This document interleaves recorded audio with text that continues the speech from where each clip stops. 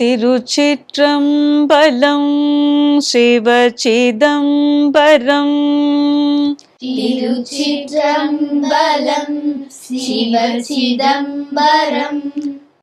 இந்த வகுப்புல சுந்தரரோட முதல் பாட்டு பார்க்க போறோம். சுந்தரர் யாரு?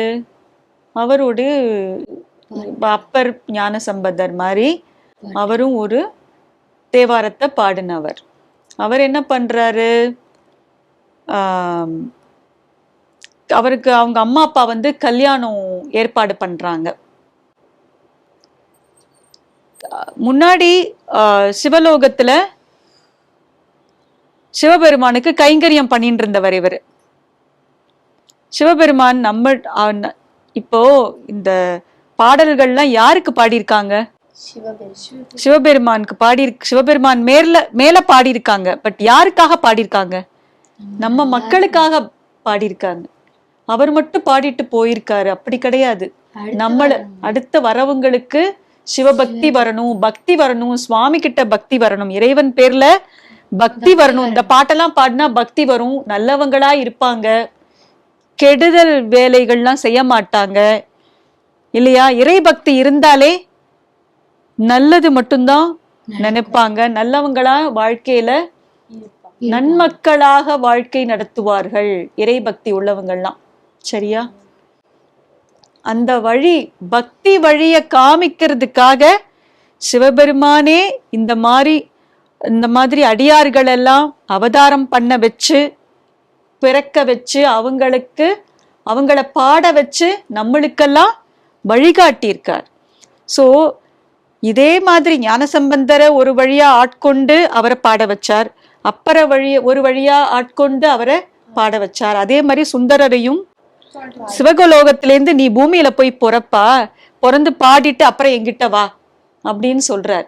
ஸோ அவர் பூமியில பிறந்து ஒரு அம்மா அப்பாட்ட பிறந்து, அவங்க அம்மா அப்பா அது வரைக்கும் ஒண்ணுமே கிடையாது. 20 வயசு 25 வயசு வரைக்கும் அவருக்கு பாட்டெல்லாம் ஒண்ணுமே தெரியாது. கல்யாணம் ஏற்பாடு பண்றாங்க. கல்யாணம் ஏற்பாடு பண்ணி கல்யாணம்லாம் ஆயிட்டான்னா இவருக்கு சிவபெருமான பாட மாட்டாரு. அவரு வாழ்க்கை அந்த இதுல சம்சார வாழ்க்கையில போயிடுவார் இல்லையா? சோ சிவபெருமான் கரெக்டா அந்த டைம் பாக்குறார். என்ன பண்றாரு, கல்யாண சமயத்துல ஒரு துறவியா வரார், ஒரு பெரிய சிவனடியாரா வரார். ஒரு ஏடெல்லாம் எடுத்துட்டு வரார். இருந்துட்டு கல்யாணம் நடக்கும்போது நிறுத்து கல்யாணத்தை அப்படின்னு சொல்லிடுறார். ஏன்பா நிறுத்தணும்? எல்லாரும் கேக்குறாங்க, ஏன் நிறுத்தணும் கல்யாணத்தை? அப்ப சொல்றாரு, இந்த சுந்தரன் இருக்கானே அவன் என்னுடைய அடிமை. ஏன் அடிமை அப்படின்னு சொல்ற? அப்போ சுந்தரருக்கு கோபம் வருது. யோ என்ன பைத்தியமா நீ, பித்தனா நீ அப்படின்னு சொல்லி, உனக்கு எப்படிடா நான் அடிமை ஆக முடியும்? நீ யாருன்னு எனக்கு தெரியாது. நீ டைரக்டா எனக்கு அடிமை கிடையாது. ஆனா உங்க தாத்தா எனக்கு உயில் எழுதி கொடுத்திருக்கார். என்னுடைய பேரன், என்னுடைய பையன், பேரன் எல்லாரும் எனக்கு அடிமை. அந்த துறவிக்கு, அதான் அந்த துறவிக்கு அடிமைன்னு எழுதி கொடுத்திருக்கார் அப்படின்னு சொல்லி ஓலையெல்லாம் காட்டுறாரு. எல்லாரும் பஞ்சாயத்து பண்றாங்க, ஊர் மக்கள், ஊர் தலைவர்கள்லாம் சேர்ந்து. கடைசியில சரி வாங்க திருவண்ணை நல்லூர் மண்டபத்துக்கு போவோம், அங்க போய் பஞ்சாயத்தை வச்சுப்போம் அப்படின்னு சொல்லி, அந்த மண்டபம் இன்னும் இருக்கு அந்த திருவெண்ணை நல்லூர் கோவில்ல. அந்த மண்டபத்துல உட்காந்து பஞ்சாயத்து பண்றாங்க. அந்த ஏடை எடுத்து காமிக்கிறாரு. ஏடெல்லாம் கிழிச்சு போடுறாரு சுந்தரர். இன்னொரு நகல் இருக்கு என்கிட்ட, இன்னொரு காப்பி, நகல்னா காப்பி, இன்னொரு காப்பி இருக்குன்னு சொல்லி அதையும் எடுத்து காட்டுறார். சோ இவரால ஒண்ணுமே தப்பிக்க முடியல. அப்போ ஊர் மக்கள் எல்லாம், தலைவர்கள்லாம் என்ன சொல்லிடுறாங்க, அவருடைய அடிமை தான்ப்பா நீ, இதெல்லாம் வச்சிருக்காரு எழுதி. அந்த காலத்துல எல்லாம் அதெல்லாம் மதிப்பாங்க. உயில் எழுதி கொடுத்துட்டா அதுபடி நடக்கணும் அப்படின்னு. நீ கல்யாணம்லாம் பண்ண முடியாதுப்பா, நீ கிளம்பு அவரோட அப்படின்னு சொல்லி அவரோட அமுச்சு வச்சு விடுறார். அப்ப அப்படியே காட்டு வழியா போகும்போது திட்டிகிட்டே போறார் அந்த கிழவனாராதான் அப்பையும் தெரியாத திட்டிகிட்டே போறார். யோ நீ எவ்வளவு தூரம் என்னை நடக்க வைப்ப, நான் இனி யாரியா, எனக்கு ஒண்ணுமே தெரியலையே அப்படின்னு சொல்லி ரொம்ப கஷ்டப்பட்டுட்டே போறார், திட்டிகிட்டே போறார். கோவில் வந்துடுறது. கோவில் வாசல்ல என்னை யாருன்னு உனக்கு தெரியலையா அப்படின்னு பாக்குறாரு. கேக்குறாரு சுந்தரர் கிட்ட. யாருன்னே தெரியலையே, நல்லா பாரு அப்படின்னு சொல்லிட்டு உள்ள போய் மறைஞ்சதுக்கு அப்புறம் தான் அவருக்கு முன்னாடி நம்ம சிவபெருமான், நம்மளோட ஆட்கொண்டது சிவபெருமான்னு தெரிஞ்சு, ஐயோ நம்ம சிவலோகத்துல இருந்தோம். அப்பதான் ஞாபகம் வருது, சிவபெருமான் நம்மள பூமியில போய் பிறங்கும் போது நம்ம என்ன சொன்னோம், அப்பா பூமியில எல்லாம் போய் பிறந்தா நான் ரொம்ப உன்னையெல்லாம் நினைக்க மாட்டேன்ப்பா, நான் எங்கேயோ போயிடுவேன். நம்ம எல்லாம் இப்போ போயிட்டு இருக்கோம்ல, சினிமா மாலு, சுவாமி கிட்டியா போறோம், நம்ம எங்கெங்கெல்லாமோ என்னென்னமோலாம் பண்றோம் இல்லையா? அந்த மாதிரி நான் போயிடுவேன்ப்பா, பூலோகத்துல எல்லாம் போய் பிறந்தா என்னுடைய வாழ்க்கை என்ன ஆகும்னு என் கையிலேயே கிடையாது. அப்போ நான் உன்னை தக்க சமயத்துல நான் உன்னைய ஆட்கொள்வேன் அப்படின்னு அவர் ப்ராமிஸ் பண்றார். யாரு? சிவபெருமான். அப்போ அதெல்லாம் ஞாபகம் வருது இப்பதான் சுந்தரருக்கு. ஆஹா, தக்க சமயத்துல நம்மள ஆட்கொண்டு விட்டார், அதனால அப்படின்னு சொல்லி ரொம்ப கதறி அழறார். அப்போ சொல்றார் சிவபெருமான், பாடு அப்படின்னு. பாடுறதுக்கு தானே அமைச்சதே அவரை, இல்லையா? பூலோகத்துக்கு எதுக்கு அமைச்சிருக்கார்? பாடுறதுக்கு. பாடுப்பா. இவருக்கு பாட்டெல்லாம் ஒண்ணுமே தெரியாது, பாடக்கூடிய கவிஞனோ பாடக்கூடிய ஆளோ இல்லை, யாருமே இல்லை. ஆனா சிவபெருமானுடைய அருள்னால அவங்களுக்கு அதெல்லாம் வந்தது. அப்போ உடனே நான் எப்படி பாடுறது, என்ன பாடுறது, எப்படி பாடுறது, எனக்கு பாட்டெல்லாம் தெரியாதே. இப்ப சிவபெருமானே எடுத்து கொடுத்த வார்த்தை, என்னை எப்படி திட்டின? பித்தான்னு தானே திட்டின, அதை வச்சே ஆரம்பி அப்படின்னு சொல்லி கொடுக்கிறார். சோ அது மூலியமா வந்ததுதான் இது, இந்த பாட்டே, முதல் பாட்டே. சரியா? முதல்ல திருப்பி அதே மாதிரி 10-11 பாட்டு இருக்கு. 10 பாட்டு 11 பாட்டு, சில இதுல 10 பாடல்கள் இருக்கும், சில பேரோடதுல 11 இருக்கும். அது மாதிரி 10 பாடல்கள் அவரை பத்தியே பாடியிருக்கார். நம்ம எவ்வளோ நம்ம தப்பா நடந்துட்டோமே, எவ்வளவோ திட்டோமே சிவனை அப்படின்னு சொல்லி உருகி பாடுறார். அதுதான் இது முதல் பாட்டு. சரியா? இப்ப அந்த பாட்டை பார்க்கலாம். பித்தா பிறை சூடி பெருமானே அருளாளா எத்தால்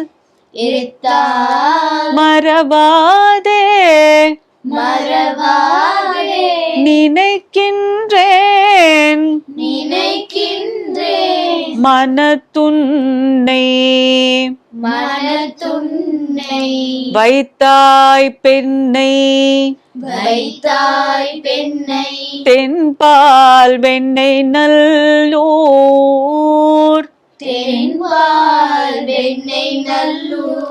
அருள் துறையுள் அத்தா உனக்கு ஆளாயினி அல்லேன் எனலாமே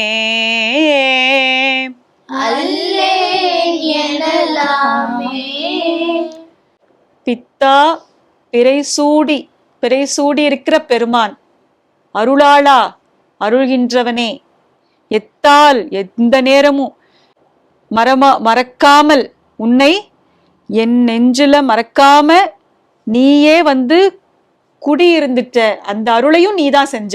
நான் உன்னைய ஏத்துக்கல, நீயா என் மனசுல புகுந்து விட்டாய். எத்தால் மறவாதே நினைக்கின்றேன் மனத்துன்னை, இனிமே உன்னைய நானு மறக்கவே மாட்டேன்.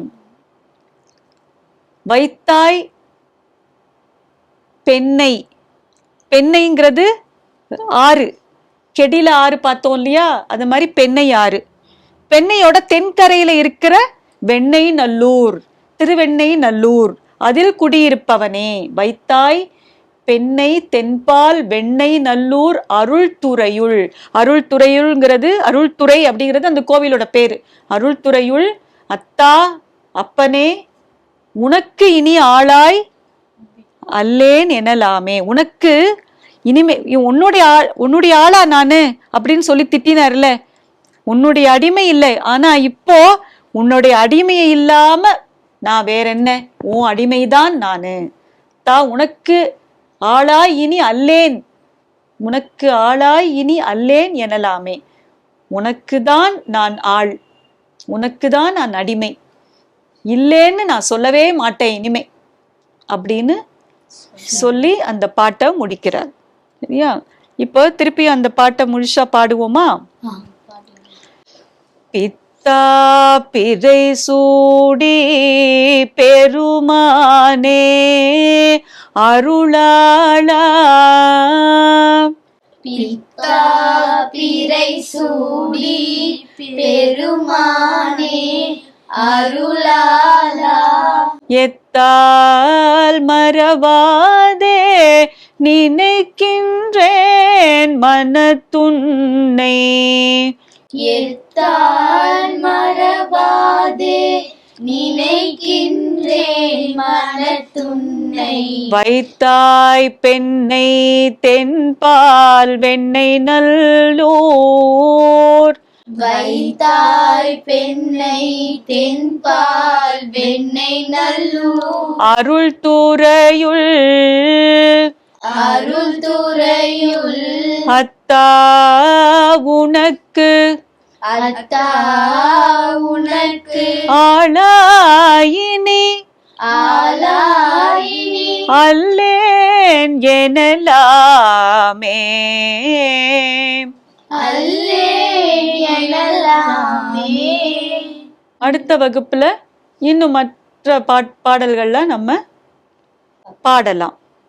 திருச்சிற்றம்பலம் சிவசிதம்பரம், திருச்சிற்றம்பலம் சிவசிதம்பரம்.